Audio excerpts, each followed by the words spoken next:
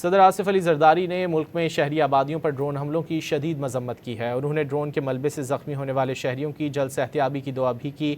اپنے بیان میں صدر آصف علی زرداری نے کہا کہ افغان رجیم نے پاکستانی شہریوں کو نشانہ بنانے کی کوشش کر کے ریڈ لائن عبور کر لی۔ دہشت اور طاقت کے زور پر قائم افغان رجیم اپنے وعدے سے مسلسل مکر رہی ہے۔ صدر زرداری نے یہ بھی کہا کہ پاکستان کی مسلح افواج ملک کے دفاع کے لیے پرعزم ہیں۔ صدر آصف علی زرداری نے ملک میں شہری آبادیوں پر ڈرون حملوں کی شدید مذمت کی ہے اور انہوں نے ڈرون کے ملبے سے زخمی ہونے والے شہریوں کی جلد صحتیابی کی دعا بھی کی۔ اپنے بیان میں صدر آصف علی زرداری نے کہا کہ افغان رجیم نے پاکستانی شہریوں کو نشانہ بنانے کی کوشش کر کے ریڈ لائن عبور کر لی۔ دہشت اور طاقت کے زور پر قائم افغان رجیم اپنے وعدے سے مسلسل مکر رہی ہے۔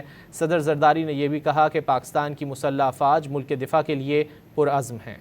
صدر آصف علی زرداری نے ملک میں شہری آبادیوں پر ڈرون حملوں کی شدید مذمت کی ہے اور انہوں نے ڈرون کے ملبے سے زخمی ہونے والے شہریوں کی جلد صحتیابی کی دعا بھی کی۔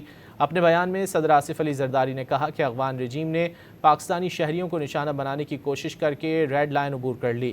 دہشت اور طاقت کے زور پر قائم افغان رجیم اپنے وعدے سے مسلسل مکر رہی ہے۔ صدر زرداری نے یہ بھی کہا کہ پاکستان کی مسلح افواج ملک کے دفاع کے لیے پرعزم ہیں۔